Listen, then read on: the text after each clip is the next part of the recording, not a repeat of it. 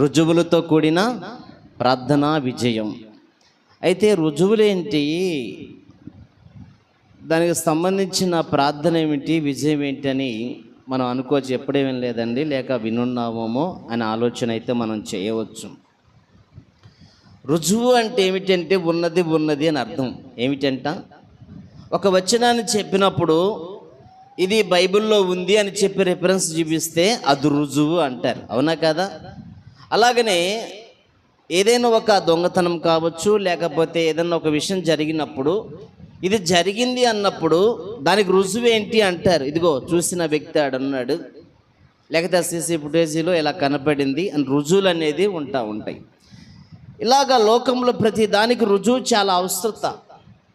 ప్రార్థనలో కూడా ప్రభు దగ్గర ప్రార్థన చేసేటప్పుడు దేవుని సన్నిధిలో రుజువులతో కూడిన ప్రార్థన చేయాలి. మనం ఏం చేస్తామంటే కళ్ళు మూసుకొని ఏదేదో మనం ప్రార్థన చేస్తాం.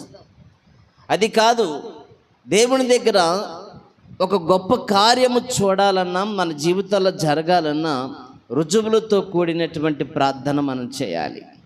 ఎలాగా రుజువులతో అంటే, పరిశుద్ధ గ్రంథంలో 2 విషయాలు ప్రభు మనకి తెలియపరుస్తూ వచ్చారు. ఎలీషా గారి దగ్గర చాలామంది శిష్యులు ఉన్నారు. ఈ శిష్యుల్లో దూలాలు నరకటానికి వెళ్ళి, అంటే మ్రానులు నరకటం 4వ వచనంలో ఉంటుంది. వారితో కూడా పైన వారు యోర్దానుకు వచ్చి మ్రానులు నరుకుచుండని బైబిల్లో రాయబడి ఉంది. యోర్దానికి వెళ్ళి మ్రానులు నరుకుతున్నటువంటి సమయంలో ఒక వ్యక్తి యొక్క గొడ్డలు ఎక్కడ పడిందని నీటిలో పడిపోయింది.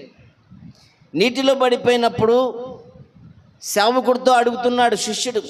అక్కడ ఉన్నటువంటి భక్తుడు ఏమంటున్నాడంటే, అయ్యో నా ఏలినవాడా, అది ఎరువుకు తెచ్చింది. ఎలాగంట అంటే బదులుగా రేపు ఒక చెట్టు నరుక్కొని లేక ఒక మొద్దు నరుక్కొని తెస్తానని చెప్పి పొరుగు వారిది నేను తీసుకొచ్చానయ్యా. ఈ పని కోసం వాడుతున్నప్పుడు అది నీటిలో పడిపోయింది. ఏముడిపోయింది? తూము కర్ర నుంచి వేరైపోయి నీటిలో పడిపోయింది. వాళ్ళకి నేనేమి ఇవ్వాలి, ఏమి చేయాలని చెప్పి అయ్యో నా ఏలినవాడా అనేటువంటి అది ఎరువు తెచ్చినది మొర్రపెట్టుకొనగా అనేటువంటి పదాన్ని ఏం చేశాడంట, మొర్రపెట్టుకొనగా. అప్పుడు ఆయన అడిగింది ఏమిటంటే, ఆ దైవజనుడు అది ఎక్కడ పడినని అడిగాను. చాలా జాగ్రత్తగా ఉండాలి. కాస్త మాటల్లోనే మనకు చాలా ప్రాముఖ్యమైన విషయం ఉంది. చెట్టు నరుకుతున్నాడు.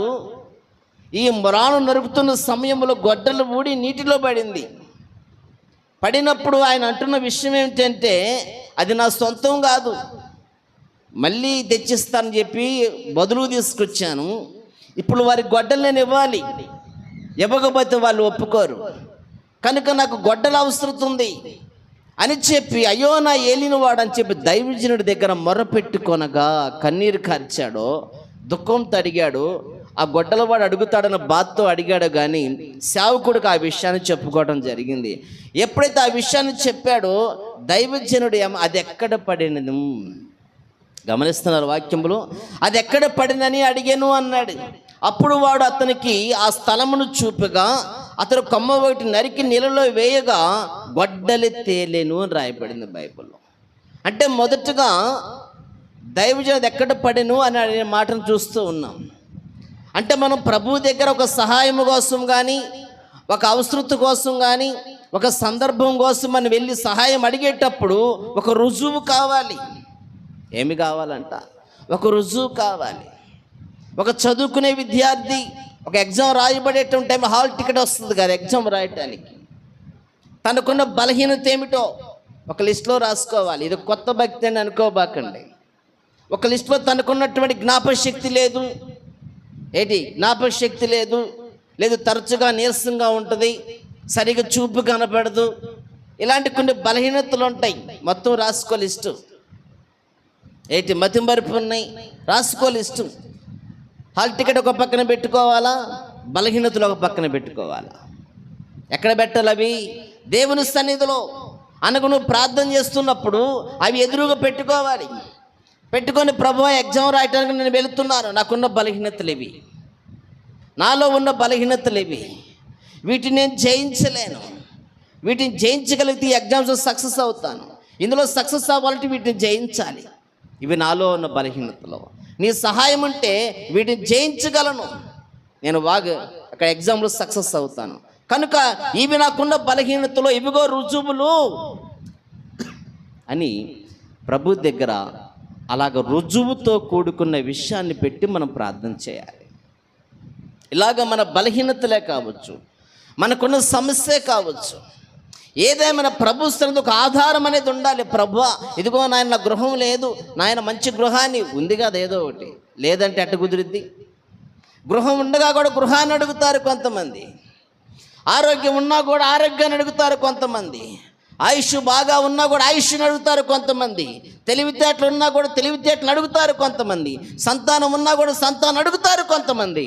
ఉన్నా కూడా అడిగితే దేవుడు ఎవడు, నీకు నిజంగా లేకపోతే నాకు లేదయ్యా, నాకు అవసరం ఉంది ఇది అని ఒక రుజువుతో కూడుకున్నటువంటి విషయాన్ని ప్రభు సన్నిధిలో పెట్టినప్పుడు ఖచ్చితంగా నిజమే లేదు అతనికి, నిజమే అతనికి అవసరత కలిగి ఉంది, అది నాకు తెలుసు అని చెప్పి ప్రభు అది ఇవ్వటానికి అవకాశాలు ఉంటాయి. అందుకనే అది నా గొడ్డలు కాదు, అది ఎవరు గొడ్డలు? నరకటానికి పోయిన వాడు నా గొడ్డలు కాదు, అది నేను తీసుకొచ్చాను, వాడికి నేనేమి ఇవ్వాలి అన్నప్పుడు ఎక్కడ పడింది అన్నప్పుడు ప్లేస్ చూపించాడు, ఇదిగో ఇక్కడే పడింది అన్నాడు. అంటే రుజువు, ప్లేస్, స్థలాన్ని చూపించాడు. అలాగే నీవు నేను కూడా మనకున్న ప్రతి పరిస్థితిని కూడా ప్రభువుకు అర్థమయ్యే రీతిగా మనం చెప్పుకోగలగాలి. నాకున్నటువంటి పరిస్థితులు ఇవి, ఇందులో నేను ఉన్నాను, అది నువ్వు ఎరిగి ఉన్నావు. ఏమై ఉన్నావంట?